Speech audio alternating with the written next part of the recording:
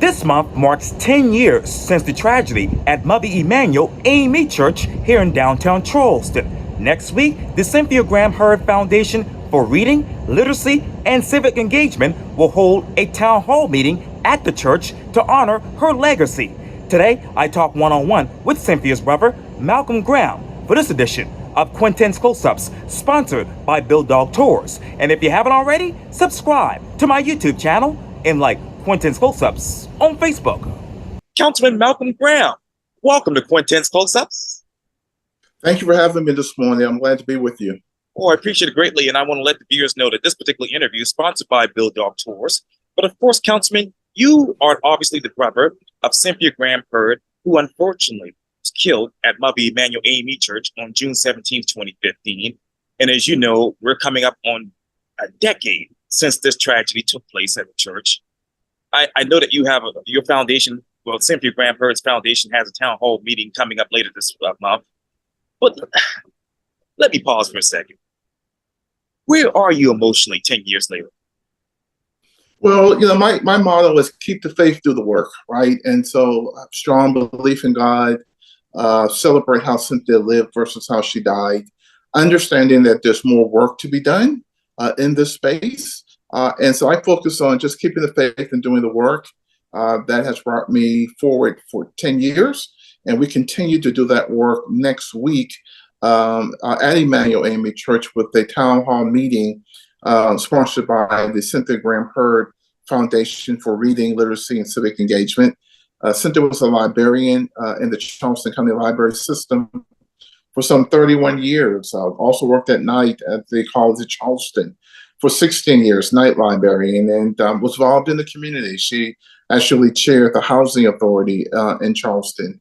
And so we're coming next week, Thursday, June 12th, at Emanuel to celebrate Cynthia's life, her legacy, all that she meant to our family and the community, keeping the faith, and then doing the work by having a town hall meeting with my good friend Bakari Sellers, chairman of the Charleston County Council. Chairman Militant will be with us as well. The president and CEO of the African American International Museum, Dr. Tanya Matthews, will be with us as well. So I'm keeping the faith, I'm doing the work, I'm remembering Cynthia and the 8 others that we lost and trying to path the way forward. That path forward with civic engagement after this tragedy, Councilman? Yeah, I think part of the way forward, and I wrote a book called The Way Forward, just recently released in March of this year, giving the readers the opportunity to kind of walk in my footsteps 10 years ago as I experienced hearing the death of my sister and everything that went afterwards, right? The coming down of the Confederate flag, the embracing the concept of forgiveness, the trial of Dylann Roof itself, meeting President Obama after he sung Amazing Grace. I put all that in writing in my new book, The Way Forward. So it talks about, my footsteps 2, 3, 4 weeks after Charleston, gives a little history lesson, but also prescribes ways I believe that as a nation, we need to move forward. Part of that, I believe, is creating healthy tension, right? Where you tell your truth and you speak truth to power and allowing individuals to sit in the discomfort that might present. But part of moving forward is really being able to confront the issue of hatred, racism, and discrimination, having the confidence and the fortitude to talk about it and try to do something about it. Has this community been able, with the resources, to be able to confront this truth about race? What was the question again? Oh, yes, sir. So, in the past 10 years, how has the community been able to confront the truth about really race in this nation? Well, some people understand that racism and discrimination and hatred is still this country's Achilles heels. Others don't, right? They want to make America great again. They want to roll back the teaching of Black history. They're attacking DEI as though that's a bad word. They're banning books by Black authors. And so we need the civic dialogue because those things are happening in real time 10 years after Charleston. Remember, 6 years after Charleston, there was a similar shooting in Buffalo, New York, where 10 people were killed by a white nationalist who came into a Black community, Black grocery store, and opened fire. And so we need to be cognizant that there's work to be done, that there are individuals in this country that would like to go back in time when things were, I guess, great for them, but not great for our community. What is exactly the work that we need to do right now, Councilman? I think it starts next week, and has been happening over the last 10 years. Committed to the work, bringing people together, talking about where we are today and how we move forward, creating a space where these dialogues can occur, creating a sense of healthy tension, talking about complicated issues, galvanizing common and similar voices. I believe that there's so more good people in this world than bad. And so all the good people need to come together and do some work and create some tension and fight systems that continues to impact the African American community each and every day. What are those systems that need to be fought, Councilman?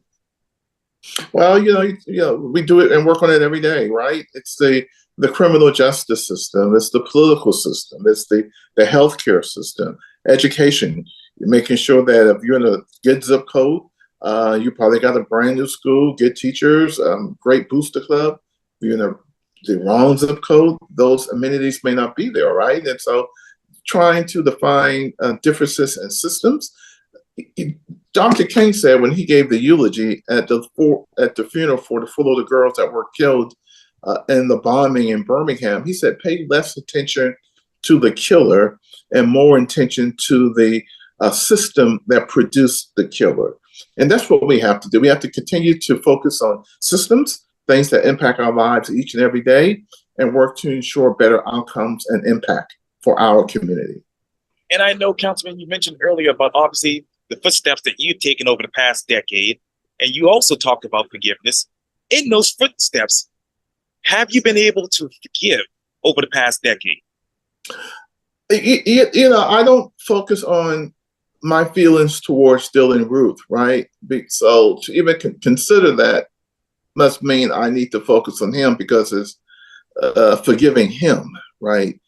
Forgiving people like him who believe that African Americans should not exist. They killed 9 folks at Emanuel, 10 in Buffalo. So I can't forgive hatred, racism, and discrimination. No, so I don't forgive. I don't focus on him at all. I focus on the way forward, the lives that we lost, and steps we have to do to eliminate people that think like him. And for those people, Councilman, who want to participate in the town hall meeting, how do you go about that? Well, 2 steps. The first step is next Thursday, June 12th, at Emanuel AME Church. It starts at 6 p.m.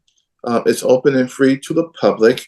We encourage those who want to help out, bring a children's book to drop off in the bin, and we'll distribute those books throughout the Charleston community. Again, Cynthia was a librarian, loved children's books. So you can come next week, or if you want to learn more and you can't come, you can get my book, The Way Forward, by going online at Amazon and Barnes & Noble. They both have it, The Way Forward. You can get it in 2 days. And it really, talks about my Charleston experience, as well as outline those action steps I believe that we as a community need to do to move forward. So you can come next week and get a book there, or you can go online at Amazon and Barnes & Noble, The Way Forward, and get it there. Councilman Malcolm Graham, thank you so much for your time. And again, welcome to Quintin's Close-Ups for this interview sponsored by Bill Dog Tours. Thank you for the opportunity. Oh, you're very welcome. You're welcome.